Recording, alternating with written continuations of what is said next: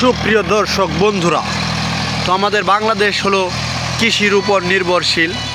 তো আমরা কিন্তু বাংলাদেশ কৃষি ক্ষেত্রে অনেক এগিয়ে আছি। বাংলাদেশের মানুষ কৃষিতে যেমন ধরুন, এই দেখুন কি সুন্দর ধান হয়েছে, এবার ধানের ফলন ভালো।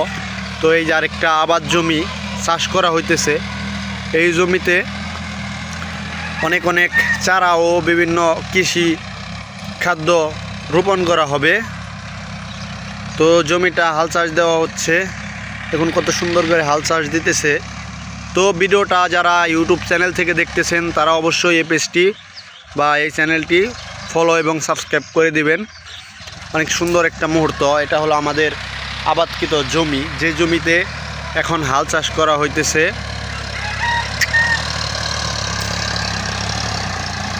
তো বন্ধুরা অবশ্যই সাবস্ক্রাইব করে দিবেন, সাবস্ক্রাইব করার অনুরোধ রইল। এরকম সুন্দর সুন্দর ভিডিও পেতে অবশ্যই আমার ভিডিওটিতে লাইক, কমেন্ট এবং সাবস্ক্রাইব করে পাশে থাকবেন।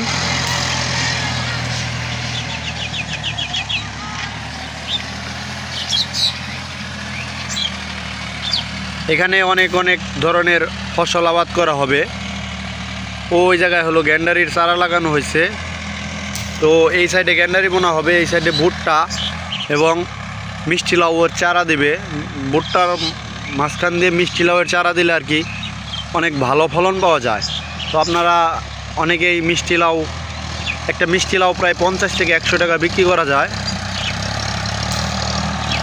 ধন্যবাদ বন্ধুরা, অবশ্যই চ্যানেলটি সাবস্ক্রাইব করে দিবেন এরকম সুন্দর সুন্দর ভিডিও পেতে। সবাই আমার সাথে থাকার জন্য ধন্যবাদ।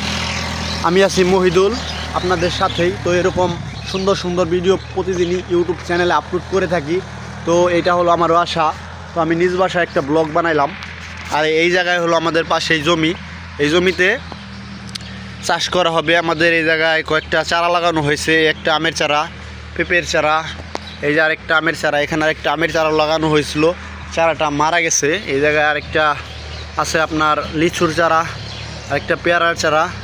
এই জায়গায় আরও 2-3টা পেঁপের চারা আছে। এখানে বড় একটা আম গাছের চারা আছে। তো এই হলো আমাদের বাড়ি।